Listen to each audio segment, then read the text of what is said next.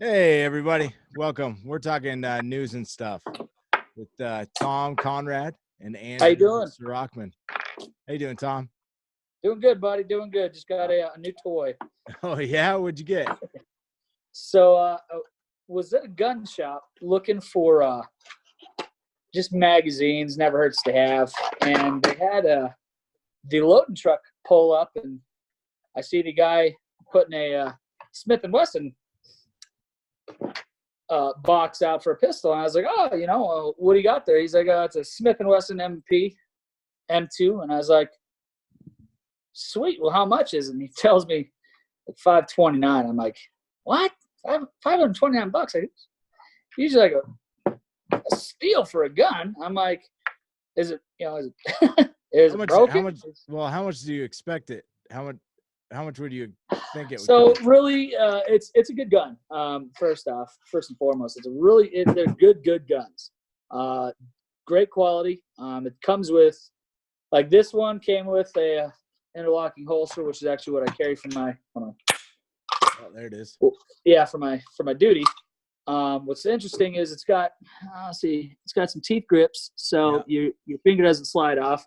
Which is, again, it's the same one I use for my duty as a cop, and comes with 3 magazines, which the magazines are like $35-$40 a piece. Multiple interchangeable backs for it, so the bigger your hands, you could just add them on. So, oh wow, I don't know. It's one of those things where I was like, it's another 9 because I've got one 9mm. I got one 9mm. Nothing against 9. I tell everybody this: you carry what you feel comfortable with, because if I shoot you with a 22, you're gonna still feel it. I'm a pretty decent shooter, but it's all shot placement, man. You know what I mean? So, but I've got more 45s than I do 9s. But for this price, what you prefer to carry? Pardon? Is that what you prefer to carry, the 45? Yeah, because like I tell people, they don't make a 9mm and Tommy gun. So yes, I do. I do have a Tommy gun. So it's one of those things. If it was good enough to kill Japs and Krauts, well, guess what? It's probably good enough to kill anybody else that's trying to walk it. We don't have any.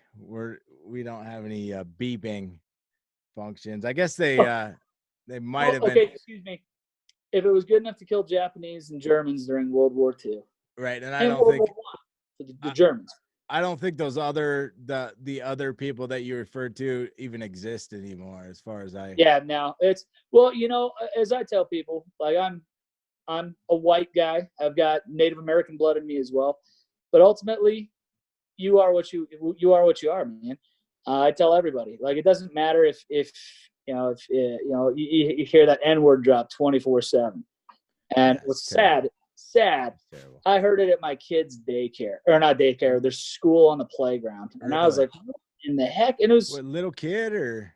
Yeah, 5th grade kids that happen to be black calling each other the N-word. And I'm like, you can't talk like this, man. And they're like, well, we're allowed to because we're black. And I was like, okay, here we go.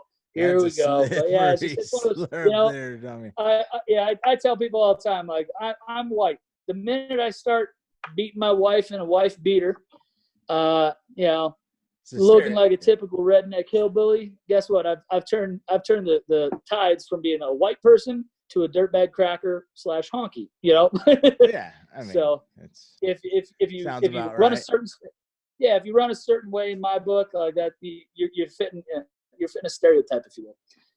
So, but yeah, so this the Smith and Wesson M&P, like I said, just got it brand new.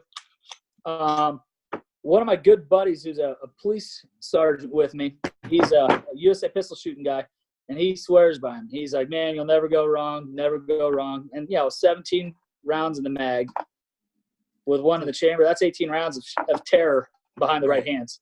9mm or not, right? You're gonna 9mm or not, doesn't matter. Again, I tell people, shot placement. If you're shooting 50 rounds and you're able to shoot and move, and you're hitting within a 3 to 4 inch pattern on a chest, guess what? You can put those rounds anywhere. You can catch somebody in the face, even a brachial shot going through the bicep. If you're using like HST, federal HST rounds, which are defensive rounds, that's what I carry. It's gonna mushroom open. It's going to be cutting apart arteries, and guess what? You will bleed to death. Wow. You know, there's a crazy video out there of a police officer. And that's He was out of involved the in a arm. shooting. Yeah, That's in the arm. Yeah. So you got your brachial artery, femoral, obviously, in the quad. You catch somebody in the neck, you got your carotid artery. So you shoot somebody anywhere and you nick that artery, they're going to bleed out very quickly. But yeah, so there's this crazy video, and it's a police training video where they belly bust this dude, like shooting him in the gut, gets shot like 6 times with a 357 Magnum. I wouldn't want 1 shot, let alone 6. Yeah. And the dude was so fat, he survived. He pulled his trigger one time on his 22, hit the cop. Nobody paid attention. Cop's kind of, going in and out, falls on the ground, and they're not seeing blood. And it caught him axillary in the armpit, Ooh. hit him, and severed his aortic artery. Killed him, 22 round. Jeez. I tell people all the time, like, you shoot somebody with a 22, you might hit him in the shoulder, but it's going to come out the bunghole. And that's a true story. They just bounce around. Oof. So, yeah, that's life. But yeah. So I got a new child for the family. Like I said, Smith and Wesson M&P M2 series. So I don't know. I'll take it shooting. I work tomorrow and Thursday, so I'll be off Friday. So I'm gonna run her out to the range Friday. Put 100 rounds through it. Figure out shot placement because every gun's different, despite what anybody says. And we'll go from there. But yeah, bud. Cool. So how's Idaho? Oh, dude. Loving it, man. It's cold right now. We got some snow, and yeah, it's pretty good. I went and built a ramp out in so I shovel my driveway, and then I build a little ramp for my snow skate. So that right now I'm just hoping for more snow. So I've got a nice ramp, but I need the grass to kind of fill in a little bit. Yeah. And then get the girls out there, and they have fun. And yeah, I mean, I'm really enjoying it, man. I can't really complain. Yeah, you could complain. It just won't get you anywhere. You know what I mean? Right. Like the missus is, God bless the wives. They always keep us humbled. They tell us exactly what they think, especially when we want to nag a little bit about life. So, ain't that the truth? But I'll tell you, my wife is a gem, and I will. That's awesome. I'll sing her praises.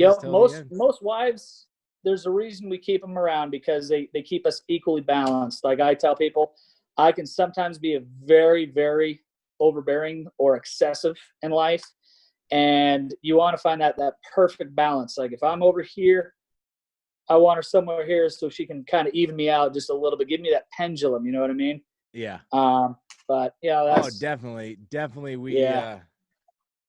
We are balancing the teeter-totter for sure. Yep, absolutely. It works out pretty well sometimes. I'm gonna say that I'm probably like I'm probably a little bit harder to get along with than my wife is to get along with. But as I tell people all the time, it's not that you're hard to get along with. It's just they haven't realized how to talk to you. Because anybody in my line of work, I deal with a lot of silly people. And I sit there and I wonder, like, what brought this person to be the way they are? You know what I mean? Like, it's just, but ultimately, you got to learn how to talk to everybody. I tell people all the time, like, I call my boys, sir.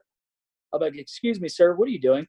And they say, well, sir, this is what I did, and this is why I did it. Wow. And everyone's like, well, why do you say sir to your kids? I said, it's a respect issue. If I expect my children to be respectful, I have to be respectful. They're only 9 and 8 years old. Yeah, they're only 9 and 8 years old. But at the end of the day, I will lead by example, and my boys will understand how they're supposed to address people. Excuse me, sir, or excuse me, ma'am. And maybe it was the military that instilled that into me. I wouldn't put all that on. I grew up in a very decent house where respect was earned. If you want to be an idiot, they're going to treat you like an idiot. You know what I mean? But yeah, I'm also a realist where I recognize that children, they will what am I trying to say? Kids will learn from example, or it's not really learn from the examples, but they will learn everybody. You know what I mean? They'll watch and assess everything. And I was just talking to one of my good buddies, Nate, who's a sergeant down in Arizona, and I'm the godfather of his two beautiful girls and his beautiful son. And it's one of those things where people don't give kids enough credit nowadays. Kids see everything, they pay attention, and the way we treat other people, they're going to pick up on it. Is this a good person? How can you tell your kid, don't be a bully? You know what I mean? I hate that cliche term. Don't be a bully. Well, everybody can be a bully. You know what? It doesn't hurt people. Certain aspects of bullying, sure, it does. However, at the end of the day, bullying, and I put this in air quotes, bullying it's a semblance of life. We all deal with it. You know what I mean? We deal with it every single day. Whether it's because you're wearing a cowboy hat, whether it's because I wear stupid hoodies 24/7, somebody doesn't like us, so they're going to say some snide remark. It's how we choose to approach that situation that sets the example for everybody else. You can call me every dirty name in the book, and I'm just going to smile and nod. Why? Because, well, I've got A, thick skin, but B, I've been called worse by better. You know what I mean? Hey, that's very that's a good way to look at it. Hey, so Tom. Yeah, bud. This has been fun, man. Yes, dude. I'm excited. I really appreciate you bringing me on to this, and I apologize. I know we talked 15 minutes. As you can see, I can talk. I can talk and talk and talk. So, man, there's a lot I want to talk to you about too, man. It's great to see you. It's been a while. I know. It's what's funny is I was driving back to Idaho because I live in Wyoming, obviously. Wyoming. Oh, there it is. Yeah, Wyoming. So I was driving back to Idaho, and I was like, I could take 80 westbound and then cut my way up to because you're up in Boise, right? That's correct. Yeah. Yeah. We're off, so the 84 and I could do that, or I could just suck it up because Western Wyoming is atrocious. Makes me want to die. Or I could just drive north through Wyoming, which is about the same, 4-hour time zone because I'm in the southeast corner. It's the same time frame, but I can see beautiful Montana. That's so right. I was You're like, in Cheyenne, I think. Yeah, old Shaney, Wyoming. I'm telling you, man. Why? I almost said Wyoming, but Montana, beautiful, beautiful country.